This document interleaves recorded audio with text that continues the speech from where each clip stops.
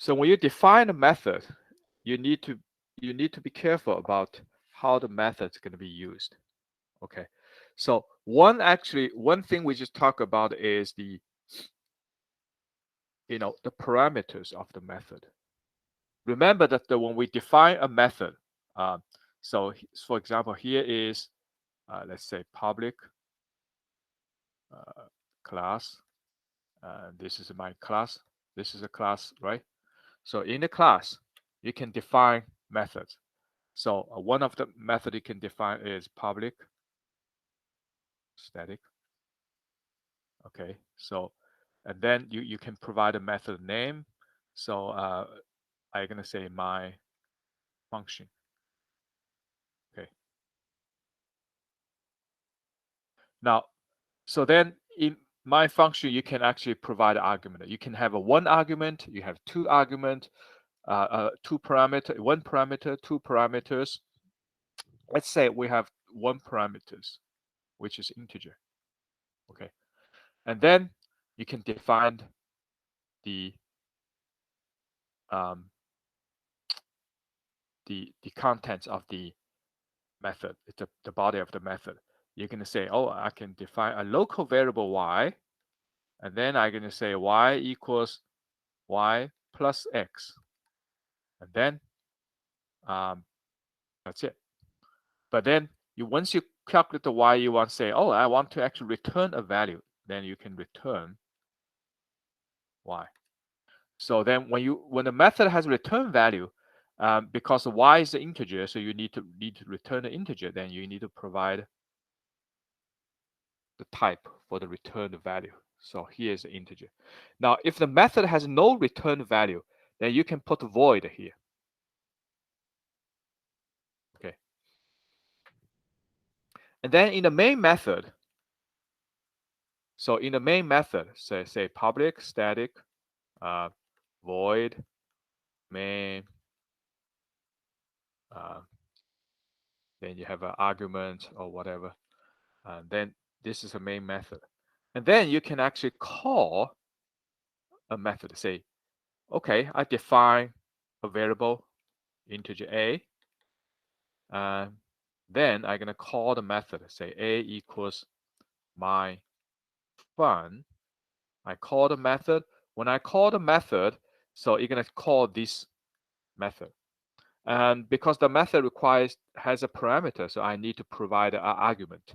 So the argument I can provide is, say, 100. Okay.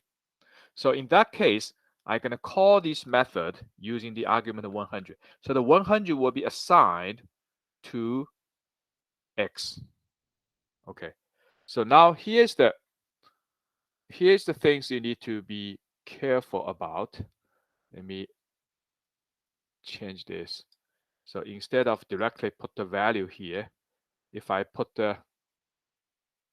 another variable, so I'm going to define integer b, and I initialize the value b equals 100. So then I'm going to replace using the b as an argument. So when I call the method my fun, I'm going to assign b to x. So since b is 100, so the value of x is 100. So in this method call, you will find out that here's a b. So b is in the main method. So when I actually declare a variable b, then in Java gonna actually reserve a memory space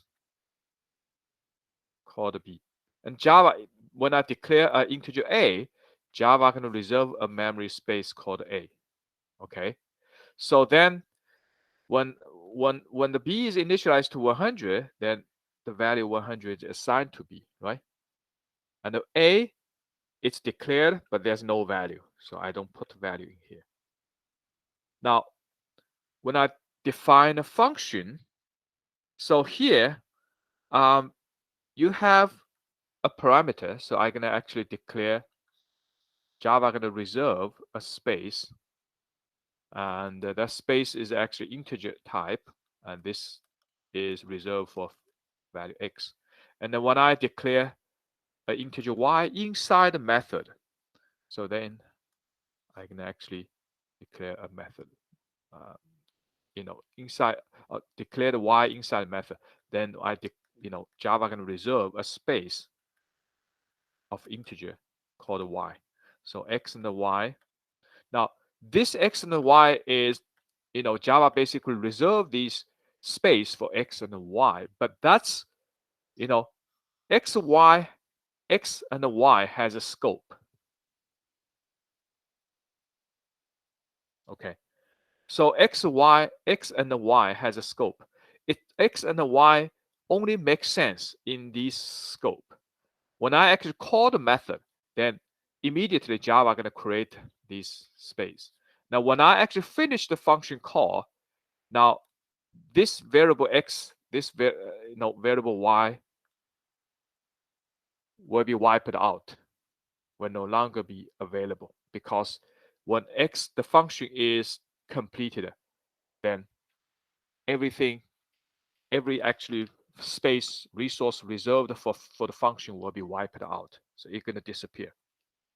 So now when I make a function call, so my fun, then Java going to trigger this function call and reserve the space x and y, because the argument b is assigned to x. So then the value of b, which is 100, will be copied to x. So there, when you actually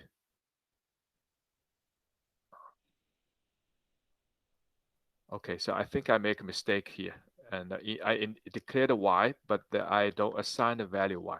So I can actually also initialize the value to 0. So y is 0, and x is 100, which is passed. Okay, y is 0, initialized to 0. So 0 plus 100, that's 100. Okay. And then return 100. So then 100 will be returned to x. So x will be 100. Okay.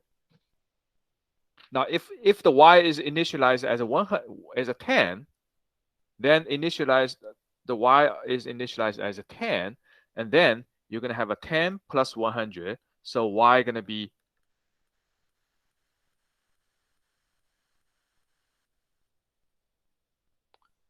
110. Okay, because y is initially value 10, and x is passed as 100. So y plus x is 110, and the 110 assigned to y, and the y becomes 110. So the initial value 10 will be overwritten by 110. And then you're going to return y. So the value of y is going to be returned. It's 110 is returned. So when you return this function call, 110 will be returned to a. So now it's 110. Okay. And once the function call is completed, then this whole space is going to be wiped out. Does not exist anymore. So that's basically the function call. Now, when this is actually passed array as a variable, like an integer or double.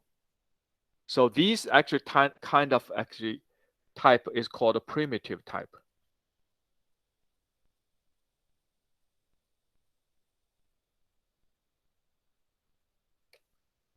Now what happens if I pass the variable as an array? I pass the variable as an array. Then you will find out it's completely different. So when I declare when I define a function,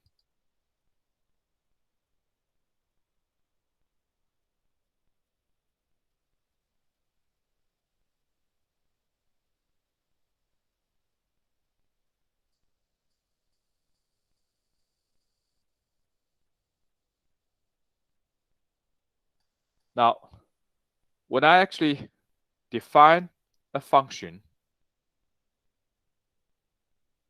if I actually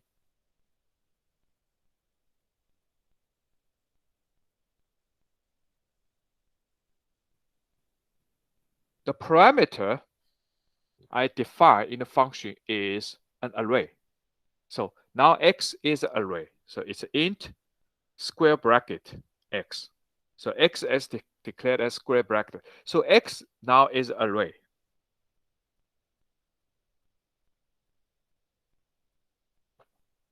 Now what happens? So now let's say if I want to call this method my function, right? My fun. And then I'm gonna say I declare xa as an integer. And then I declare b as an array. Okay. So then I can initialize the b into some value. So let's say 1, 2, 7, 4. So that means b is declared as an array, and I initialize the b into an array of 4 elements. And the first element, b0 is 1, b1 is 2, b2 is 7, b3 is 4. Remember, if the array is defined as the b is an array of 4 elements, the last index is going to be 3. So that's b0, b1, b2, b3, the last. So then I can actually, so when I actually put the array in here, then in the definition of the function, I may change the implementation of this method. Okay.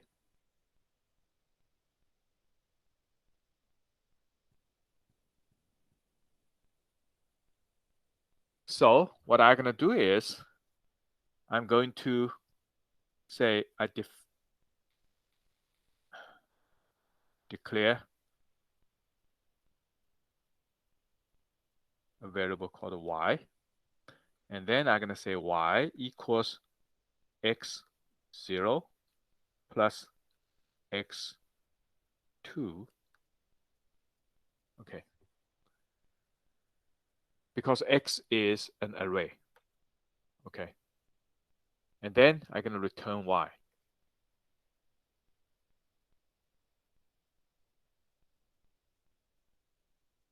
And then when I actually, in the method call, when I call this method, so it's a my fun, and then I'm going to provide arguments. Because in the definition, the parameter is an array, so the argument should be array. So I put a b here. Does it make sense? So b going to assign to x. Okay. Now, tell me what is the value of a eventually after I make the function call.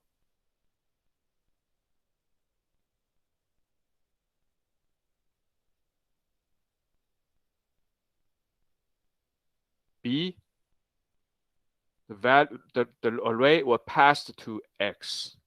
Okay. So I assume that the x gonna be an array with the same elements of as a b, right? So what's the value of x0?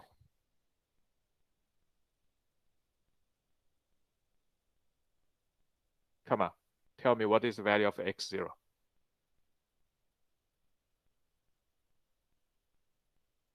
When I pass the b to x, what is the value of x0?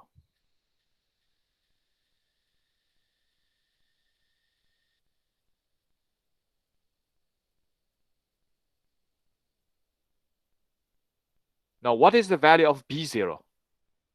What is the value of b0? b0 is 1. So b passed to x. So x0 should be 1 as well, right? What is the value of x2?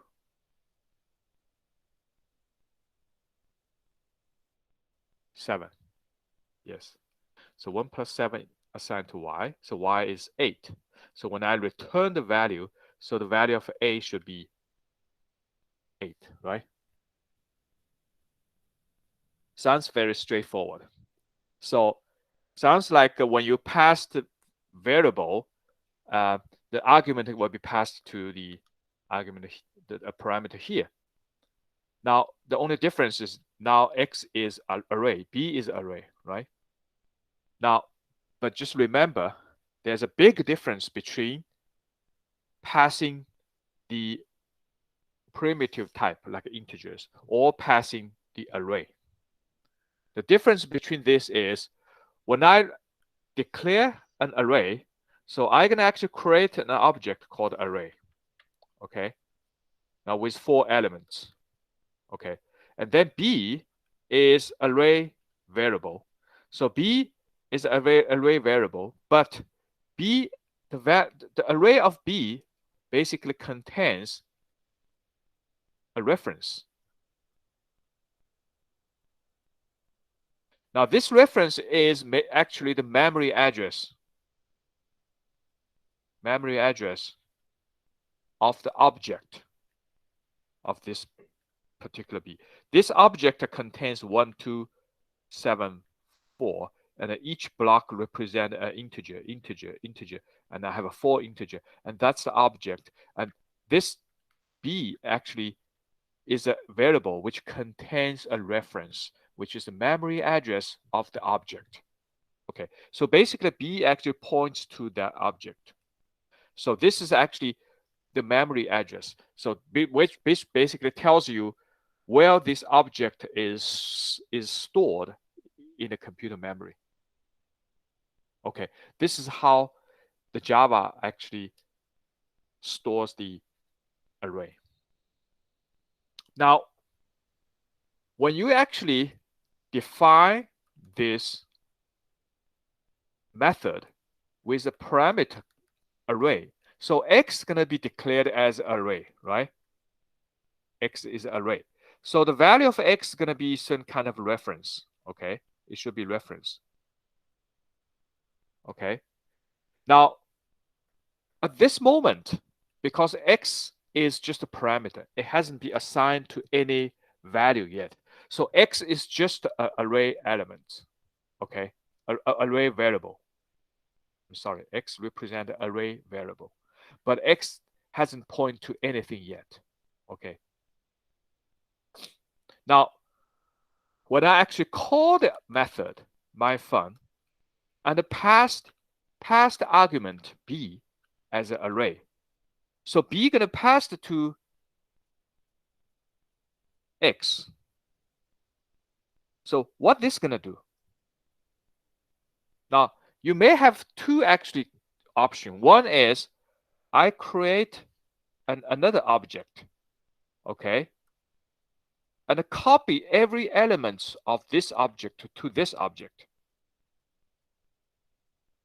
and then X gonna point to this object. Okay, that's one approach. But in this case, you basically in the method you create another object which actually basically copy the object defined in the main method. So you copy this object and point X to this object, right? That's one approach. However, Java does not use this approach. Java use another approach. What the Java actually use is this. Okay, Java does not create another object.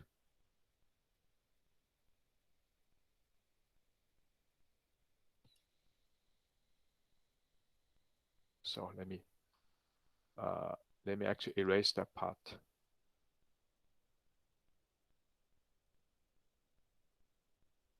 Java does not do this. Okay. Now,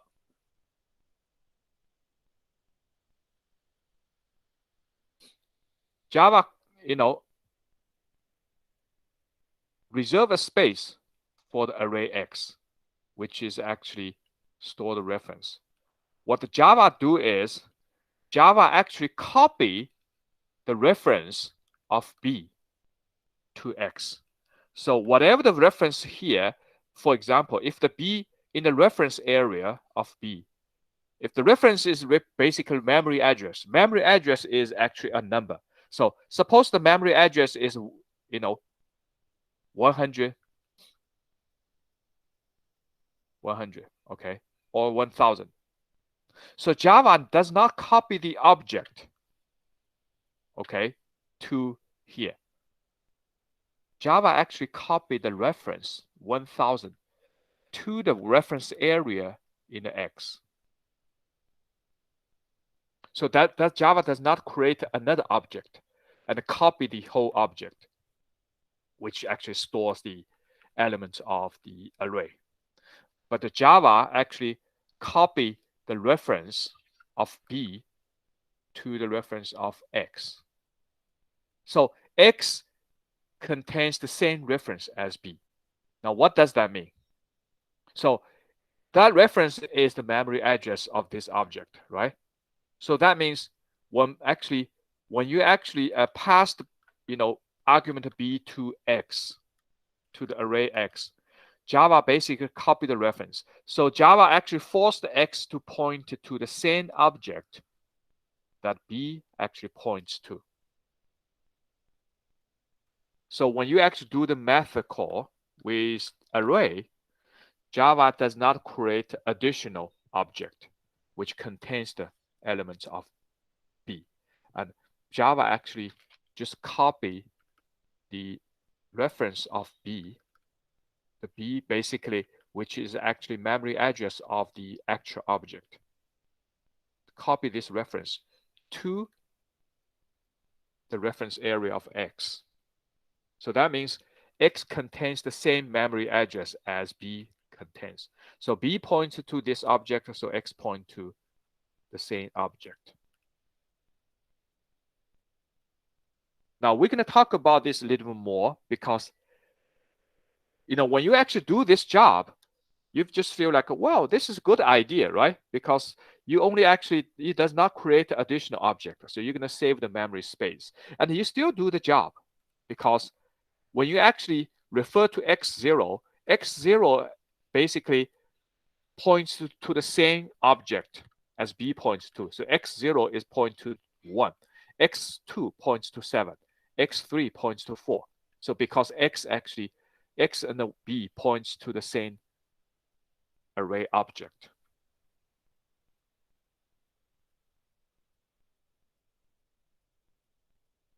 Okay. So just keep that in mind. We can actually provide more examples and tell you what's good about this and what's the trick. Because that's called passing by reference. Passing a reference.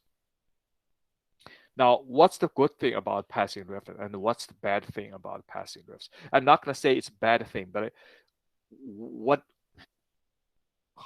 you need to be careful about this passing a reference, because passing a reference is not the same as passing the whole value. When you pass in the whole value, it sounds like you actually copy this thing to here, and you create another object and copy each individual element of the object to the other object. That's called passing by value. But passing by reference basically means only just to actually copy the memory address, the reference, so both have the same memory address of the object. Okay. Now, in most of the computer language, passing a reference, sometimes you're going to say, okay, B is copied to X, but actually it does not. B actually does not copy the whole thing to X. B only copy the reference, the memory address of B to X. So X points to the same object as B points to. So this copy is called a reference copy. Or it's called a shallow copy.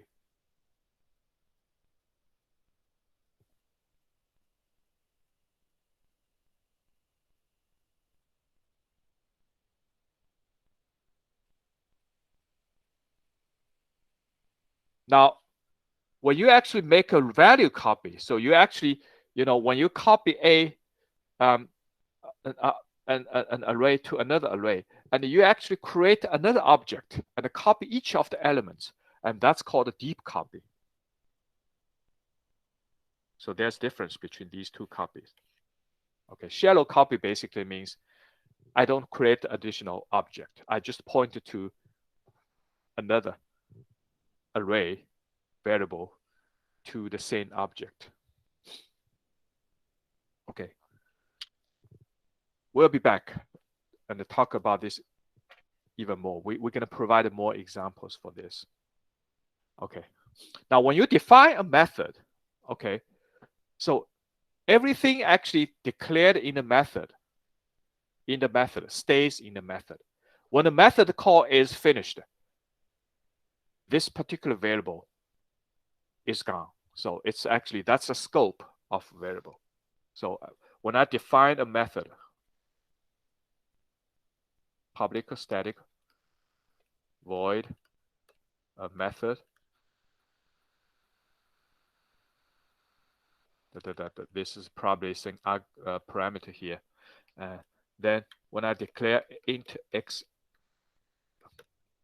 so then this x is only visible inside this method. Okay. Now outside the method, x does not exist.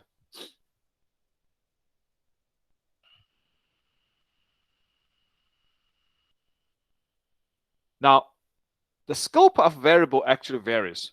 So if you, for example, if you actually have a public a class, so here's my class. Now, if you declare anything inside the class, like here, int p, but outside the method, outside any method, and this variable is called a class variable, or sometimes called a field variable.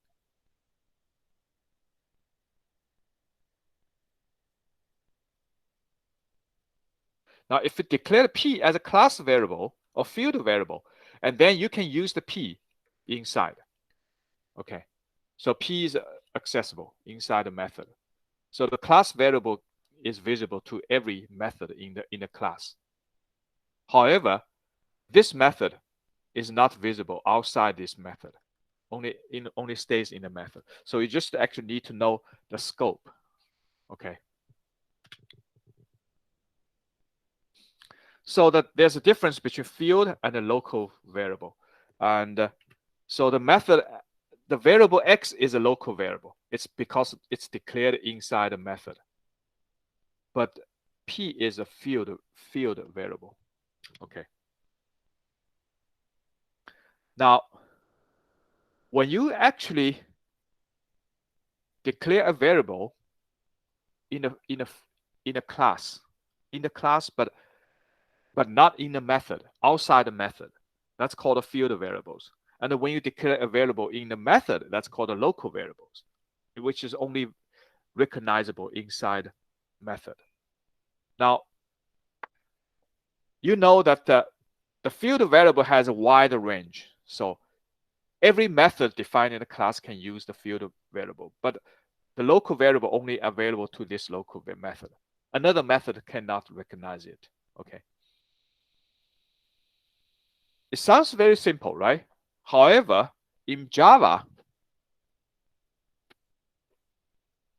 you should be careful about this. And what I can say is you should avoid this kind of approach.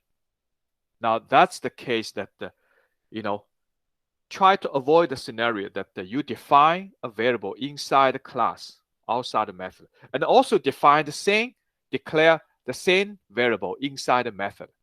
Okay, now that scenario happens, if a method's local variable, including parameters, has the same name as the field variable. Okay. Now what happens of this? Let's say again, public class, my class. So I declare A, okay, in the class. And then I have a method, public, static, void, my function. There's an argument because I'm running out of space. So I just put the dot dot dot here. It means I can define some argument like int x, int y, something like this. And then if I declare a variable a inside, now you should try anything you can to avoid this. But what if you actually happen to declare a variable a as a field variable and also a local variable inside the method? Now, if you do this, you think it's wrong, right? But Java just think this is not wrong. Java going to interpret in its own way. So in this case, then in that method, the name refers to the local item and the field is inaccessible. So that means if I declare a variable a and I initialize the value to 10, okay, int a equals 10. So as a field variable, the value of a is 10. But inside a variable, I just say a is 20. Now, when I actually print,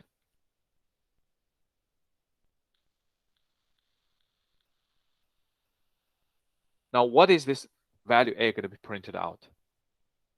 What do you think?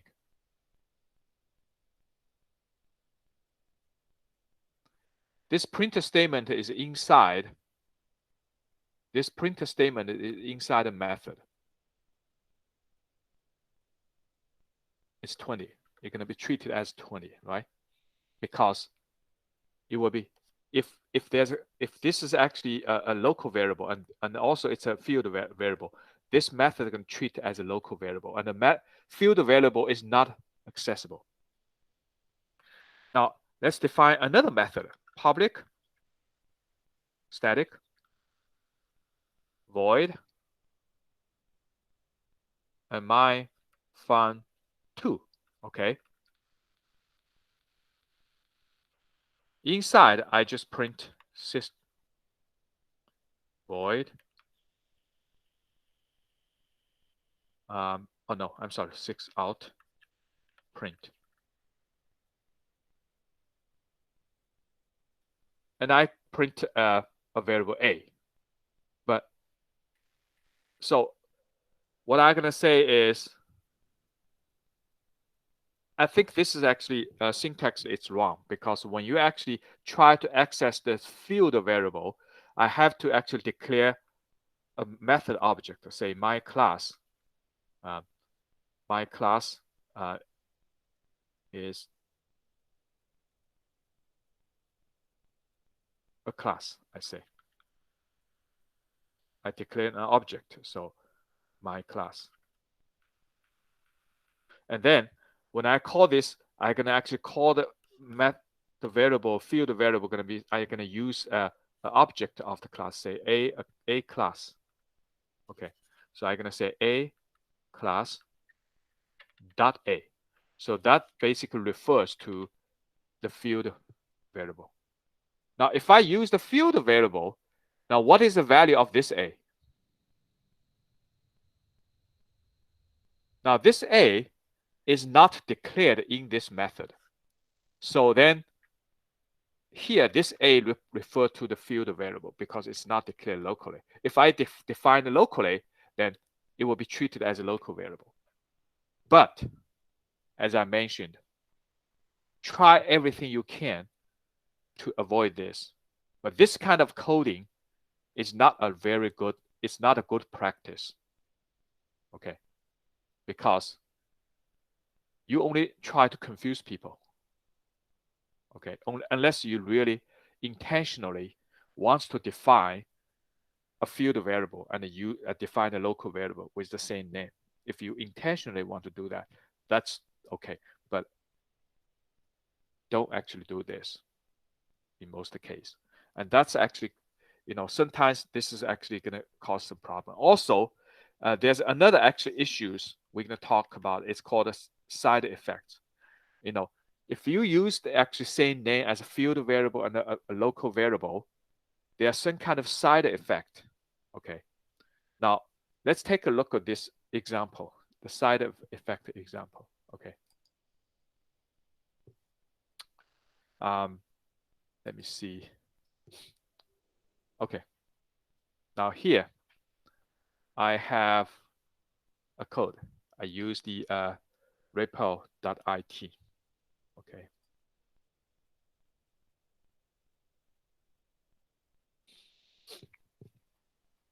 So I define a class. It's called a side effect class.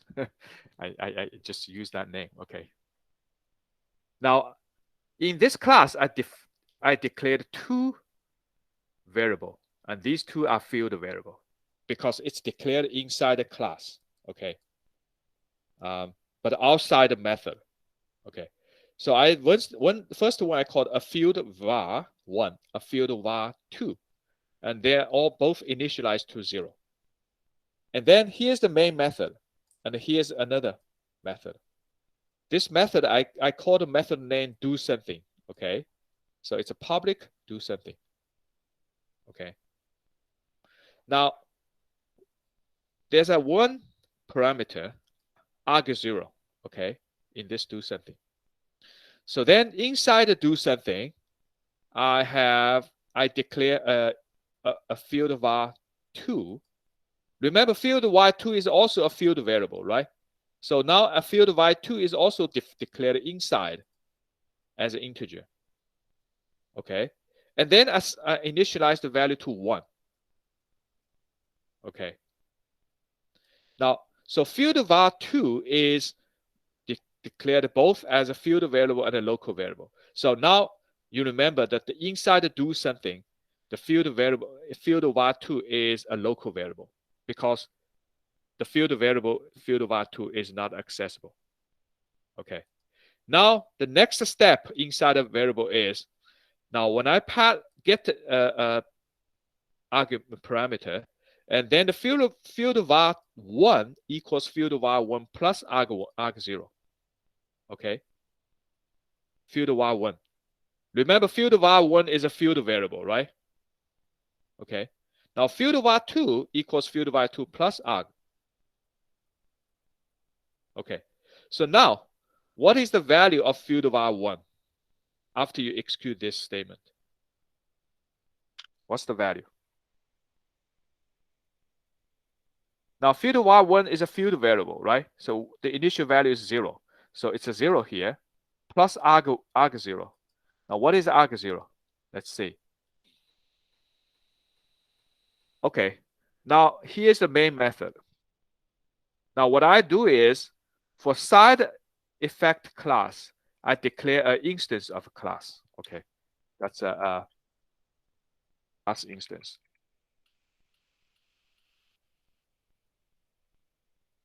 So this is called a main class. And then I call the main class dot do something. So basically, I call this method. Now, why I need to put the my class dot do something? Now, we're going to talk about this later in detail, because if I declare a method, if I don't put a static, okay, just to declare a method, and that method is called instance method. Okay, so instance method is only related to the instance of a class. So I have to declare instance of class. Okay, so the instance of class dot do something. So I actually call this method, and I actually put the value 1, the argument 1, and then the argument 1 is going to pass to arg0. Okay. So then argument 1 is 1, right? Arg0 is 1 when I pass that one. So arg0 is 1. a field var is 0. So what is a field var now?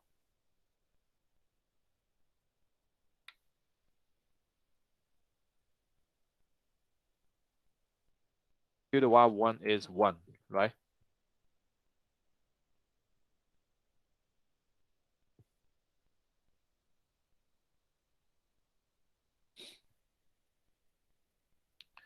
Now, what is a field var 2?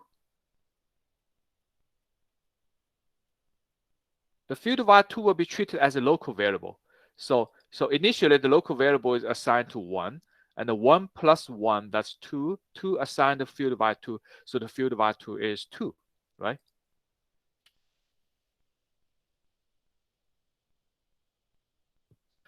Keep that in mind. The reason the field var 2 is because field var 2 is a local variable.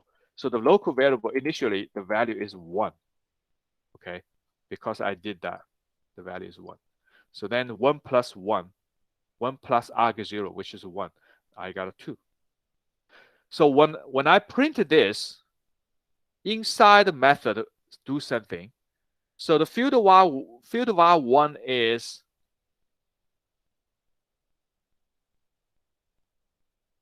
should be 1, right? And the field var 2 should be 2, right?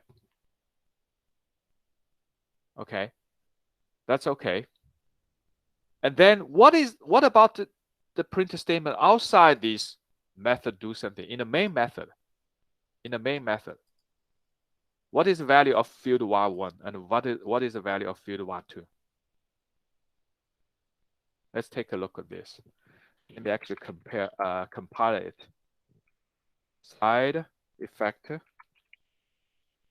class. Java. Compile it. And I run it. Java.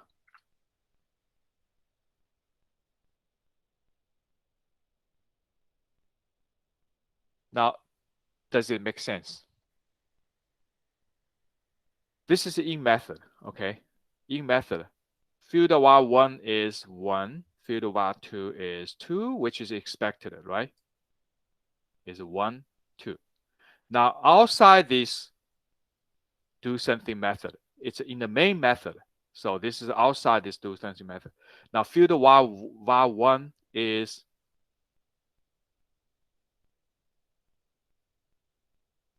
1. Okay. Now, field var 2 is 0. Why it's 0?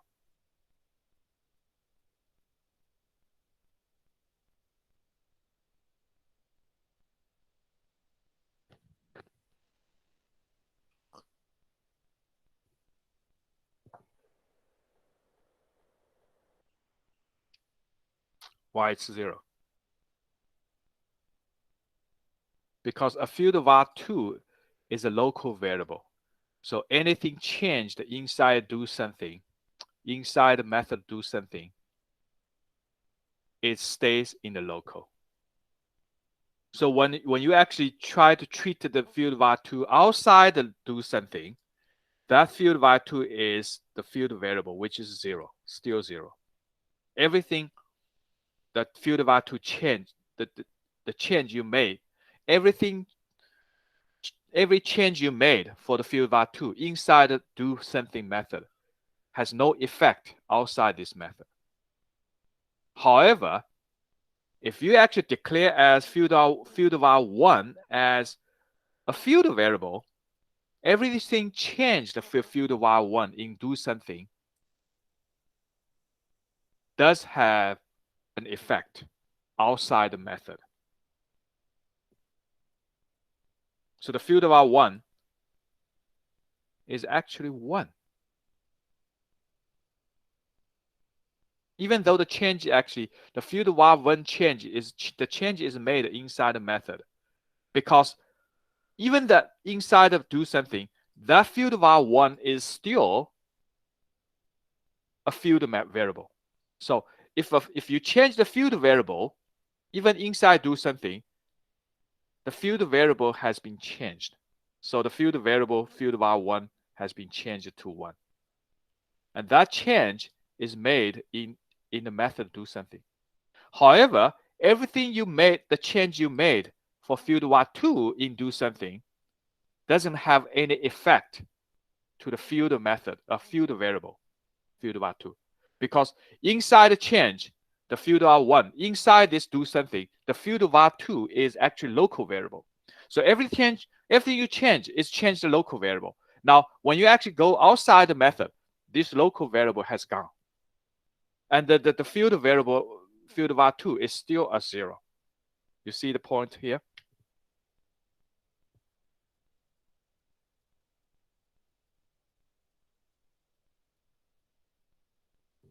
That's called a side effect. You must be careful. So when you declare a field variable, which is declared in a class, not in the method, and you change the field variable inside the method, that change is going to stay. So the field variable has been changed. Now, the field var2 is declared in both as a field variable and also a local variable. And you change in the local area, that change doesn't affect the field value. Okay. The field variable. Little confusing, right? But that's something you have to be careful. That's the reason why I don't want you to, use the same name for field variable and also a local variable. Try not to do that. Okay.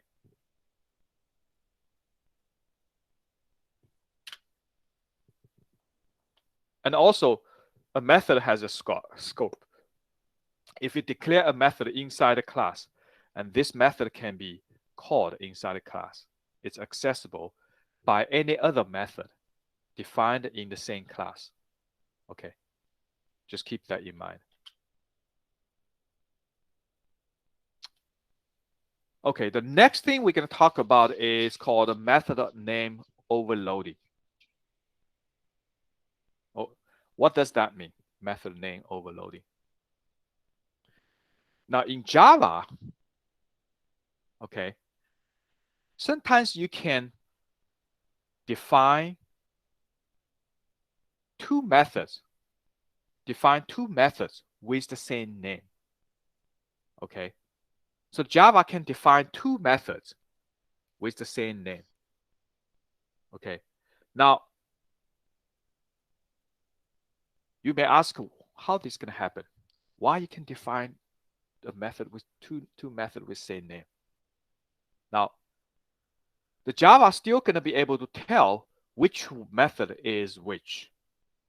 Okay, now the only difference is when you actually declare a method, you have to make sure these two methods has two sets of parameters, and these are called the signature of the method.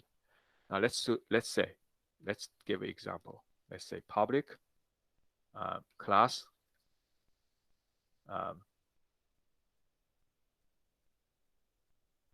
my class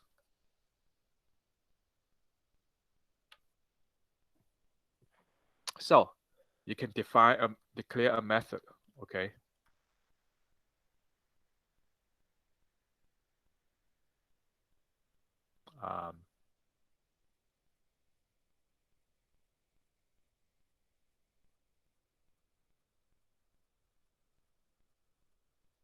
I have a return value called integer.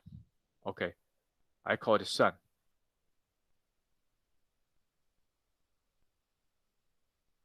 I have an integer x, I have an integer y. Okay, and then I'm gonna say I declare a variable called z, integer. It's also integer, and the z equals x plus y, and I return z. Okay, so I declare a method which basically perform the operation like addition. So I provide two parameter x and y. So then I declare local variable z, and the z equals x plus y. So x provide x and y, and then I return z, and the return value is also x. And then I can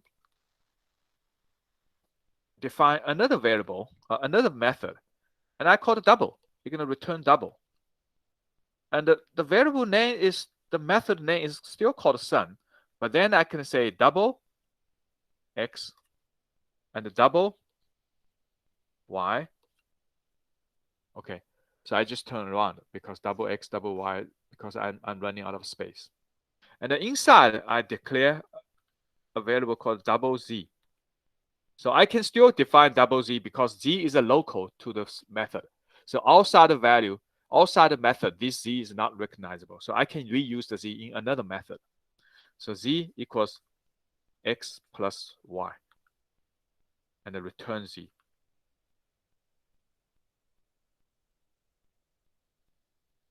Now I actually define two methods, sum.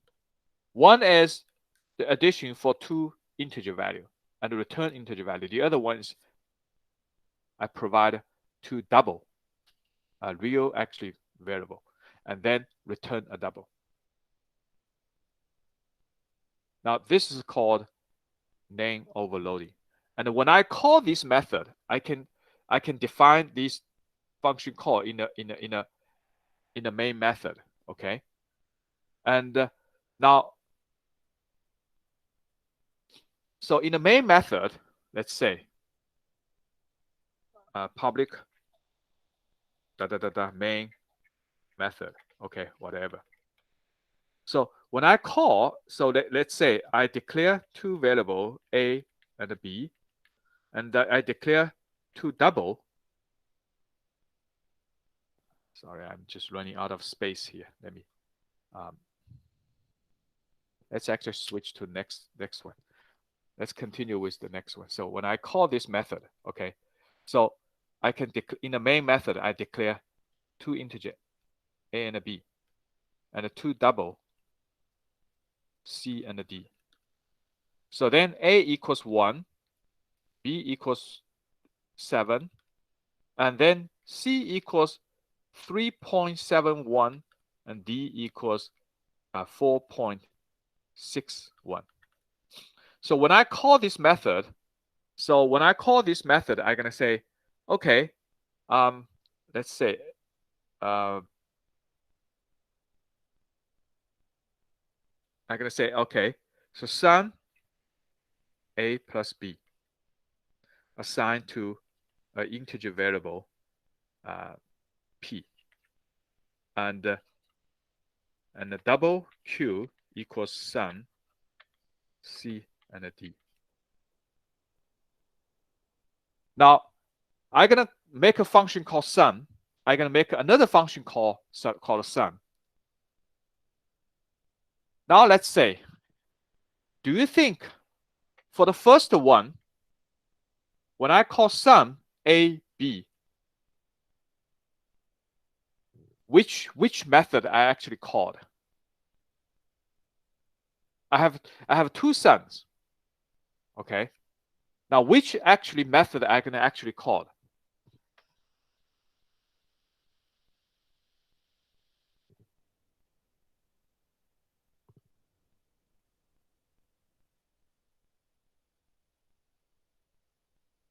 Now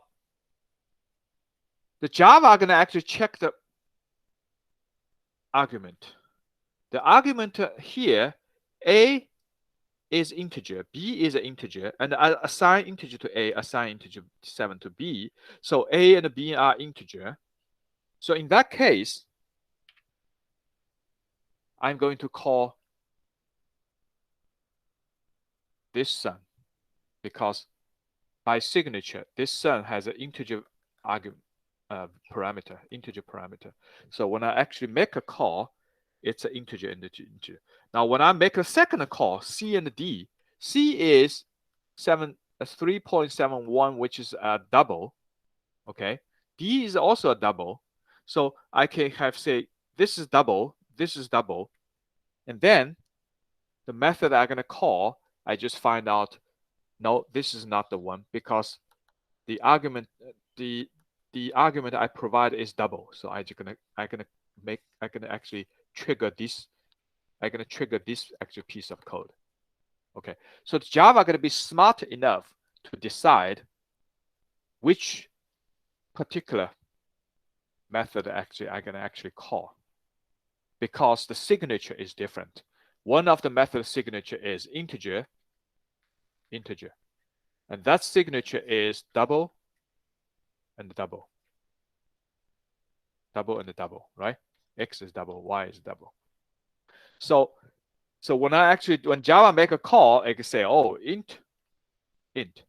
Okay, I'm gonna call the first action method, and here's double and double. I'm gonna call the second one. So that's called method overloading. Method overloading. Now here's another example. I call the data printer. So I declare two methods. Okay, data printer, exactly the same name.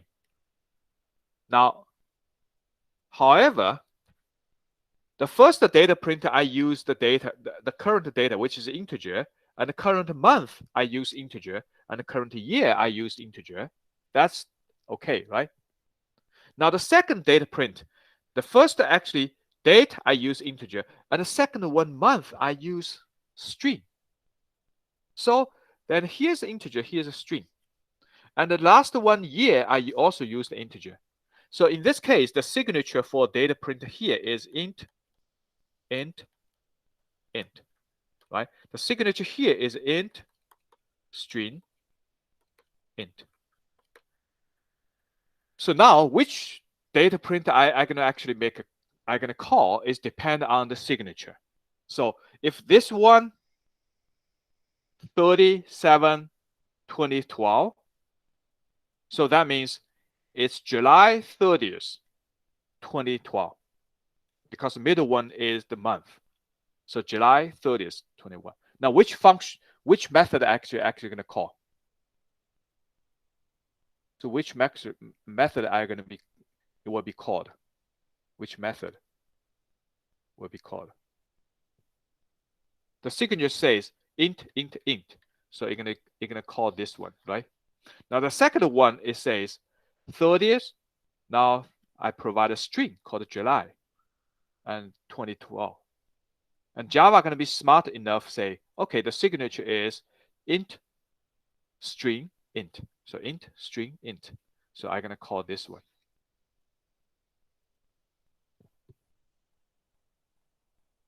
Make sense?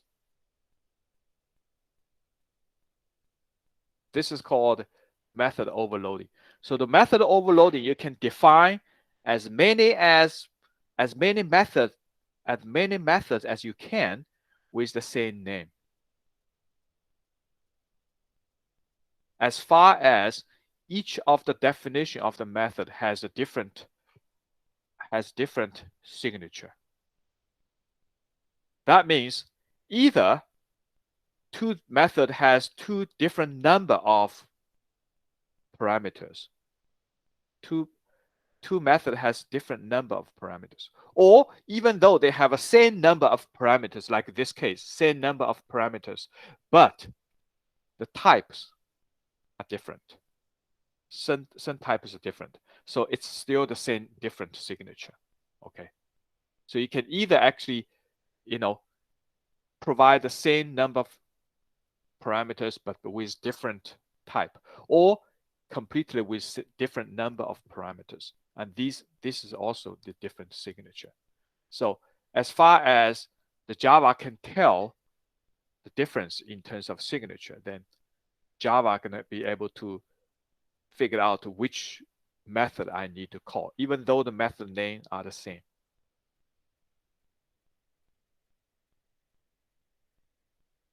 Does it make sense? That's called method overloading.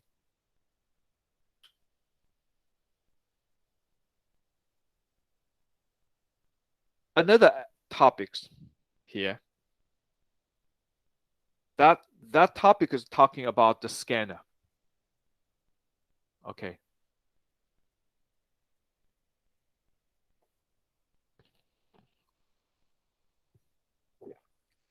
So this is actually a good practice. Okay. It's not necessarily related to the syntax error or not.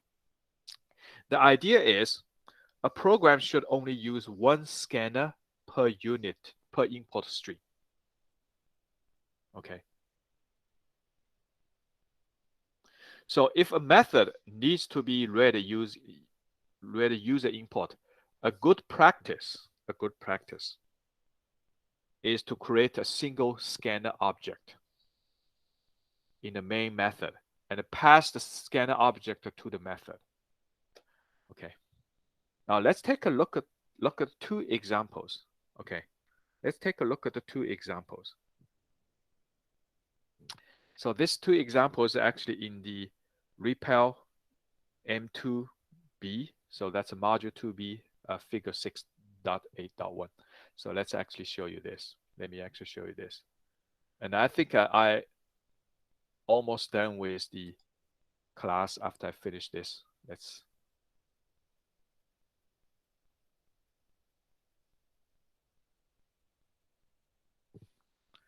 6.8.1. Yeah, this is the one.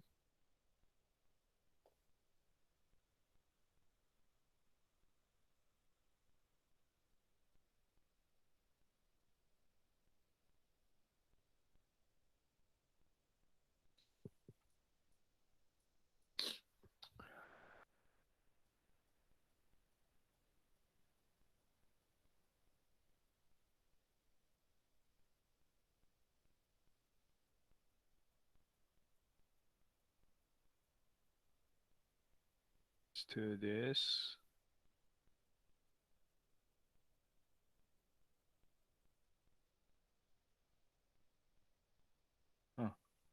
Let me actually try another method.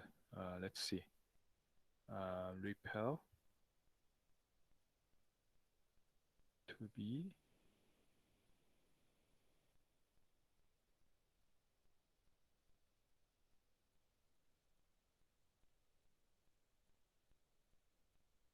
Okay. Now here's the so let's see.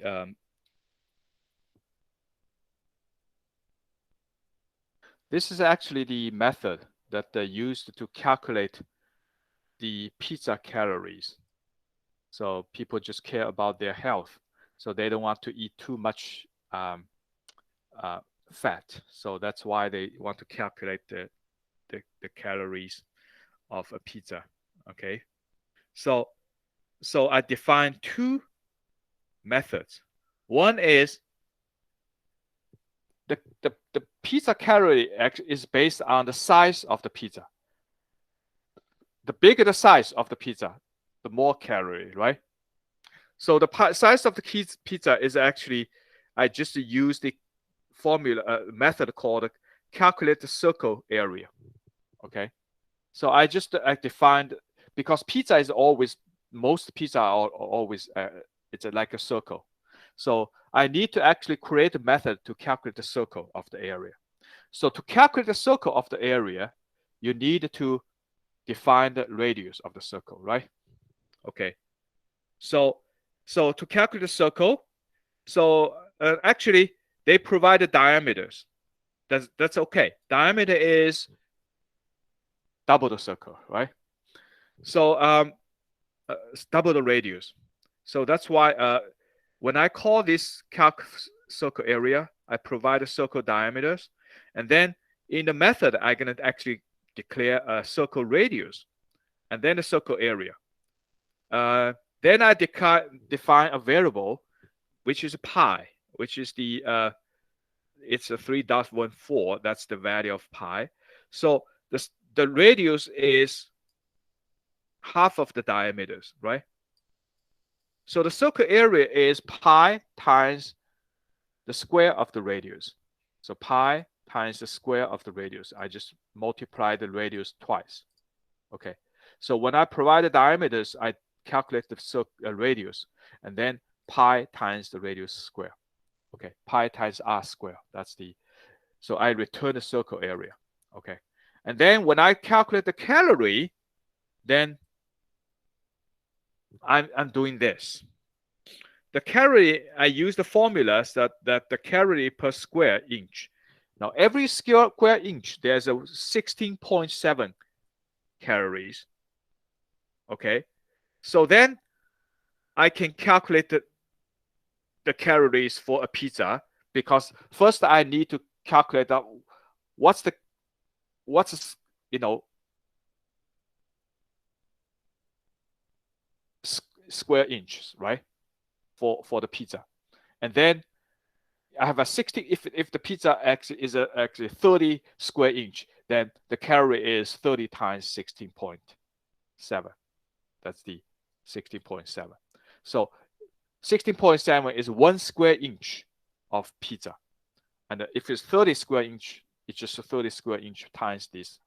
So then when I provide a pizza, you know, so what I do is I gonna say get the pizza calorie, and then I pass the scanner object SCNR as the as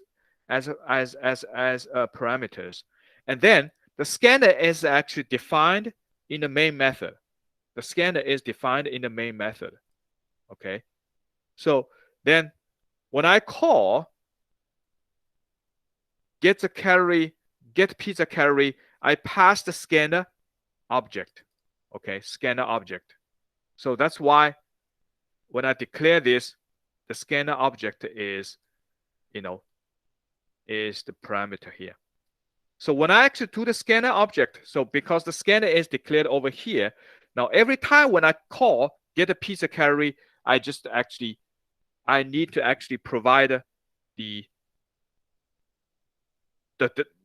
diameters, because the diameter going to be read from the pizza diameter going to be read from the scanner, right, as a double.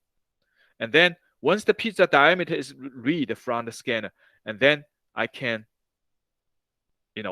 calculate the area.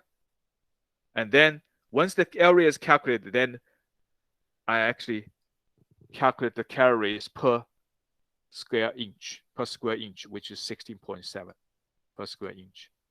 So this is actually pretty simple. I define two methods. And the first method is calculate the square of the area of the circle. And the second one, I calculate, for the pizza, once they provide the diameters, I calculate the area of circle first, and then multiply the area by the calories per square inch. Okay, so that's a total calorie. Now in this case, I actually pass the scanner as, an object. So now when I run this code, I'm going to say Java C, and then I'm going to say calculate the pizza, CALORIES.java. Okay, so I'm going to compile this code, and then I run this code. So when I run this code, pizza actually calculates pizza calorie. So I'm going to start the main method, right? So the main method is going to define the scanner, and the scanner then it will eventually print the value out. But when I do it in the printer, I just call the get pizza calorie. I call this one by providing the scanner object. So then when I run this get pizza calorie, then this one get called, and this one will be printed. Enter pizza diameter, and then the scanner object. So I need to provide a value. So if the pizza is 15 actually inches diameters, then the pizza has total of 2,951 calories, because with 15 diameters, it's 7.5. I think it's 7.5 radius. So the pizza actually circle. The area of the pizza is 75 pi times the 75 square, and then times the 16.7, which is the calories per square inch. Okay. So once I finish this, and then I call the next one. Okay, so I put the next one, say 30. Okay, now that's much bigger. Okay, so I call twice. I call this twice. To call get pizza carry twice.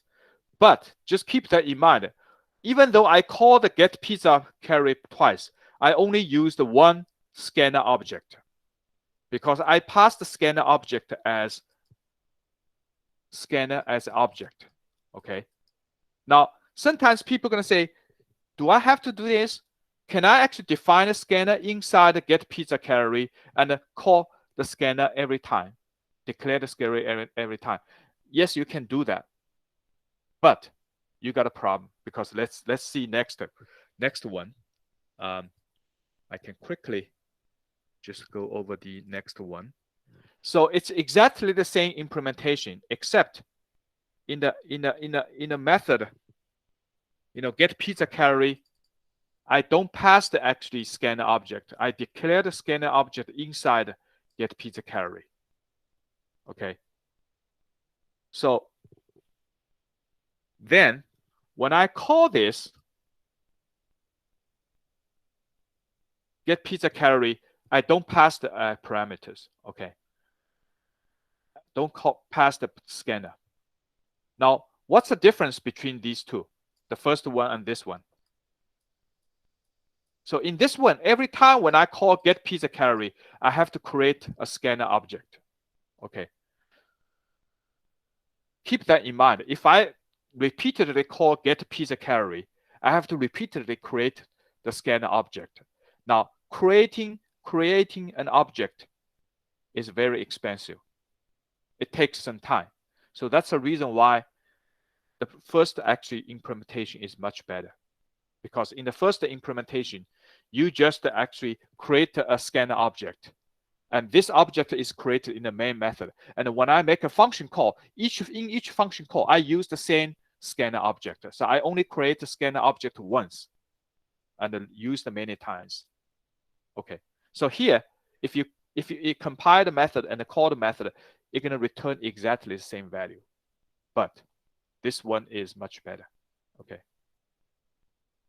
Okay. So I think that's pretty much all I want to talk about for today. Do you have any questions?